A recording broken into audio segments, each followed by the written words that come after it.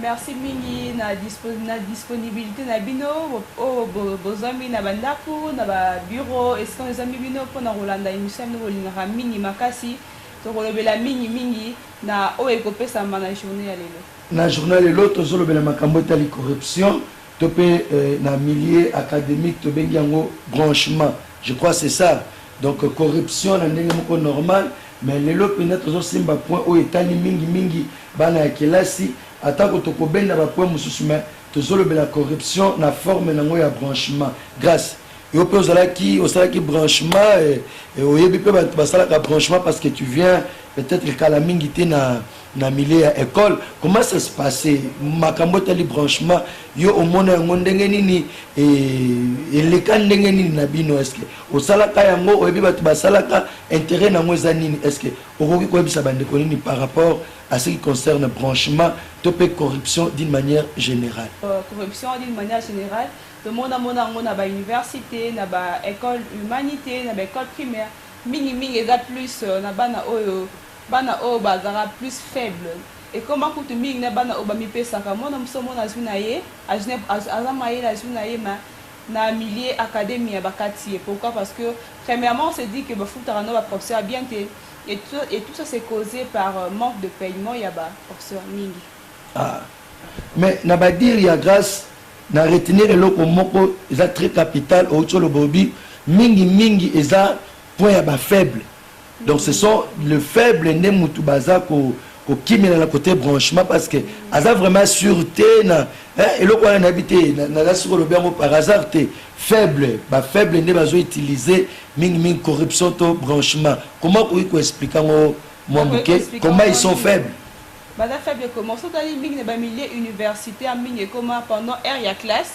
au mona betia mususa bana depuis année banda ti année sila azala ne ka libanda à côté de la classe te mama kasi qui parle à côté bamso à quand na heure ba interrogation mususu kaka lorsque il y a un truc un examen où est comment on a niveau université no mona ya sali et ces professeurs là bazo rendre encore bango plus faible en prenant leur argent ba matsa ba classe et comment ti un niveau ya resomba na classe ngo mata G3 osomi ngo mata L1 osomi to éviter éducation ya biso ke ndeti wa pina monde na biso ya lelo par là on comprend que na ba milieu universitaire eza na ba étudiants au baza ba corrupteur eza na ba professeur au baza ba corrompu donc naza sûr que bango mibale baza vraiment ba faible surtout que koloba donc to retenir que la corruption eza arme ya makasi mais utilisé par des faibles pour muto aza fort na domaine moko o aiza sûr na makambo ya ebi paso sala vraiment à koleka na corruption te je crois même la Bible interdit makambo ya ba corruption et ya ba branchement ce qui te jongo na mukanda na Nzambe parce que tu vois malibanda te on peut rapidement lire tout ça na mukanda ya Osée chapitre 9 verset 9 Bible le bien sur quelque chose est-ce que Ndeko Grâce tu peux nous aider Bible le bien na Osée 9 ils sont profondément enfoncés dans la corruption comme il était jadis au jour de Gibéa mais Dieu leur demanda compte de leur péché il châtiera leur faute voilà Osée 9 donc tout le monde que même le Balanzambe ils ont profondément enfoncé dans la corruption c'est-à-dire Bible je pointé que ba mikotisi na kati ya corruption et comme le rôle bilé ya kolia muto ayebi ndenge grâce à lobaki atanga kana été ba TP à sala kate et ba recherche à sala kate donc il est profondément dans la corruption enfoncé avec la cause ngai ndenge biso zala kité comment ko loba étudier pour comprendre oui étudier pour comprendre et la suite il y a tricher pour réussir donc azotan n'était pas à comprendre mais ayebi qu'il va tricher parce que la corruption c'est la tricherie la corruption branchement nous ça tricherie et là pour votre information bazo tricher kakate na makambo etali mbongo mais tricherie comme itina nzoto tricherie comme itina makambo ya soloka mutasimbi kisi plutôt pour azwa kaka mais tout ça est dans le cadre de la corruption alors mutu oyo atangi la corruption je crois salaire n'a pas la corruption qu'est-ce qu'il va faire moi je crois grâce il y a des ali cause ya makambo nyonso tozomona mona lelo na basociété makambo ezosimba te base nango corruption oyo tomoni lelo na société oyo tomoni lelo na bainstitution. Moi je crois ezobanda à partir déjà ya école totangi déjà corruption na place totanga matière nayebi te makanisi na oyo eza nano nini na kati ya point oyo eza mingi kaka botroma otomona même omona baparents plus oyo bazalaka bamoyen mingi nde eza bango nde bazorendre bana bango plus faible baparent bongo. Parent mosusu omona asombeli mwana nanu na 6e primaire asombeli mwana ye alexi mwana pas corruption na monde humanité alexi mwana na université mingi tozomona basociété mutu mosusu batia ye DG directeur d'entreprise mais au monde ayebi absolument et le côté plus grave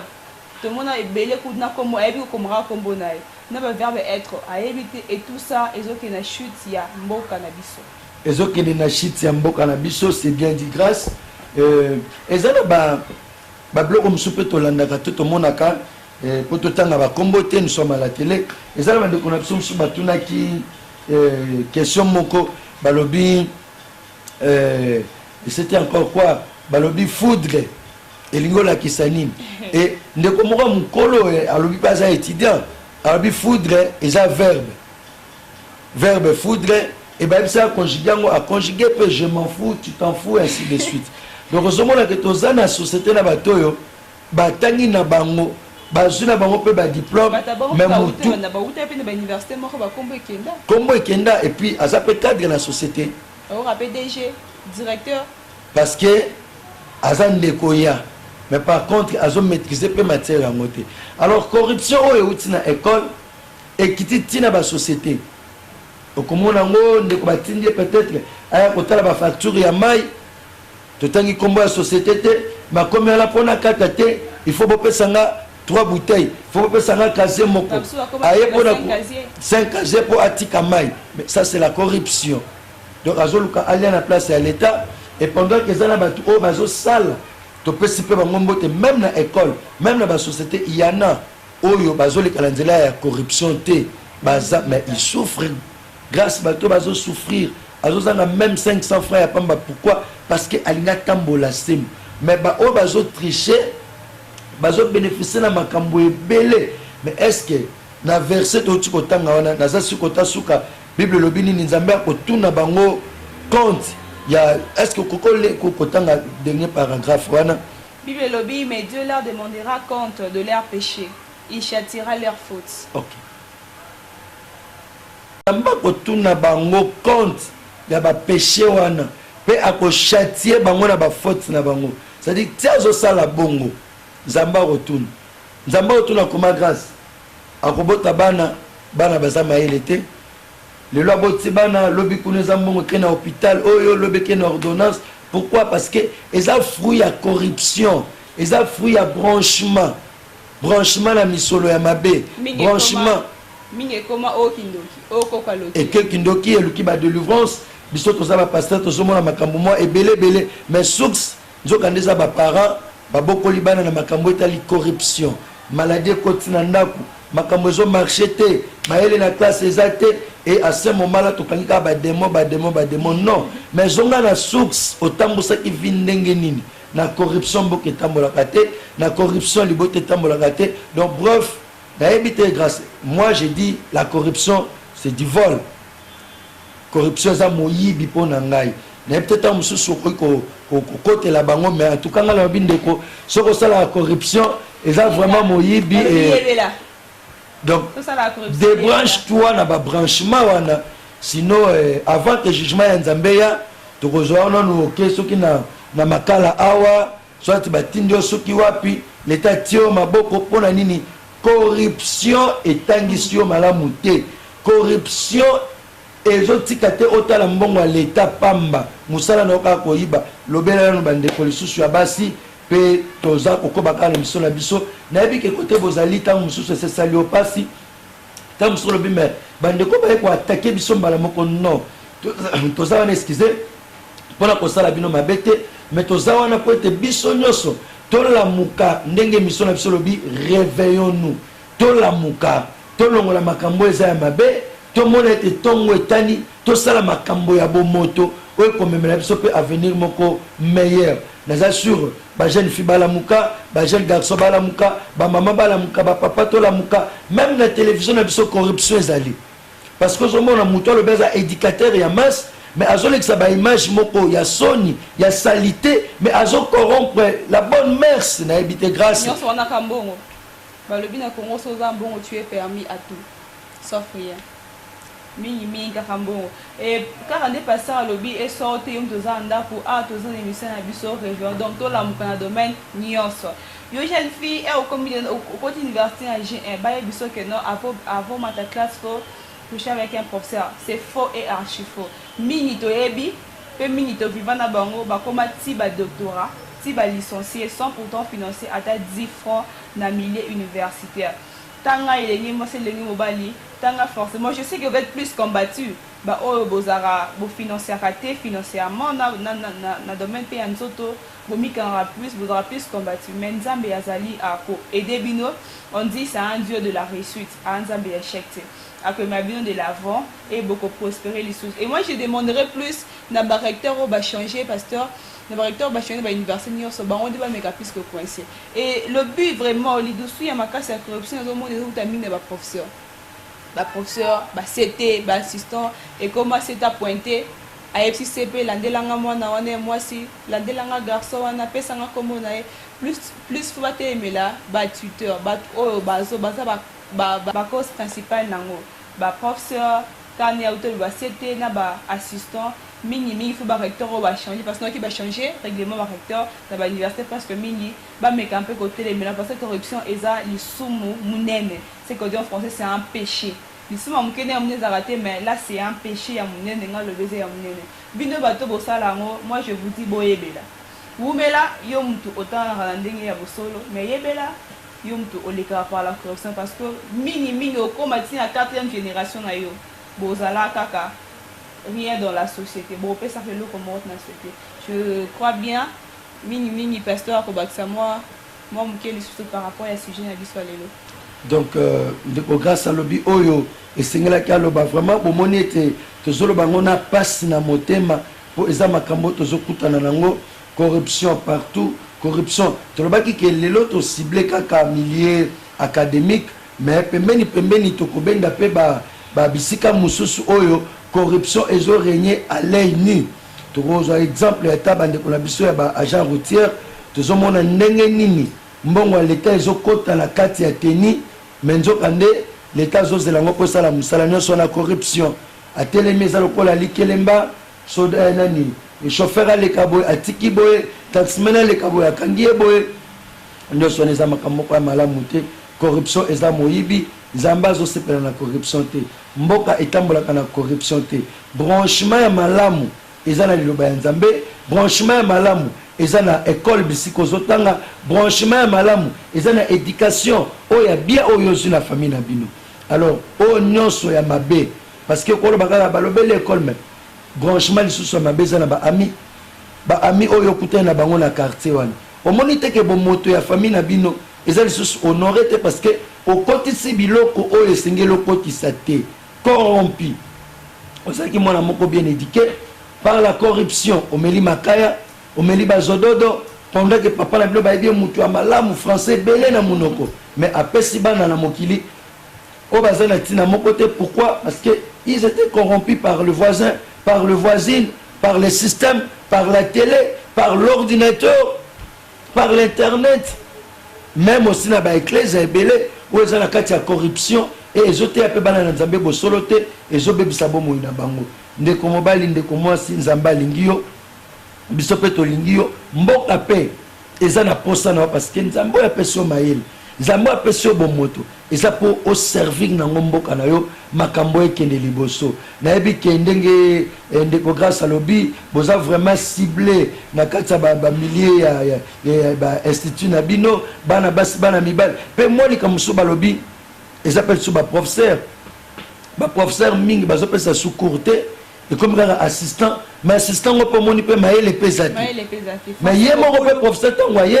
a commis 2-3 phrases explication ezalakate yemo ko zo pesa cour a yebisi bino déjà que c'est un tombeau ouvert pour bokozwa na binoté mais oye ko tangisa makambo to yeba kité pour bisoto yeba. Mais tant que yolobi déjà attaque tu n'as tika moi tombeau ouvert beaucoup zo na binoté. Mais ça ce n'est pas aider la jeunesse. Et ça déjà piège moko pour que ozwa bango na mutambo na la corruption. Au sein na bango est-ce que grâce besoin qui peut ba professeur boina na classe na bino ba prof no so ba lekaki bazaki na souci penza ko tangisa peut comprendre matière ou bien et ça ka système pour ba oloba tam surtout kosime yo uti kala mingi te na milieu wana sunga biso na luto yeba et ça ka système ezo réunir na katamboka na biso professeur musu ba na souci vraiment otangisa mona ma souci otamela mususu mingi comment adaptation na tante occupé comment otika assistant mais et biso to la avec l'école humanité to ba rôle ya assistant aza pour expliquer matière et non pour enseigner. L'enseignement c'est donné par le professeur. Mais mingi comme assistant, chef de travaux et assistant azotangisa bamsu to mona mingi français dans mon boulot. Et mi balé assistant après ça pour moi liste ko finalement étudiante au salume lo muke boy assistant azo 4 parce que professeur au lobelo ata so funi ba professeur ne ka olingao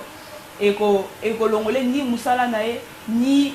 ni domaine et cassé ne lo comment roter mingi ba pour savoir luka nani ko tia vraiment assistant et pas tout le monde luka mutumo d'abord c'est un parent qui s'est respecté et c'est un grand phare pour tous les étudiants au azope sa cour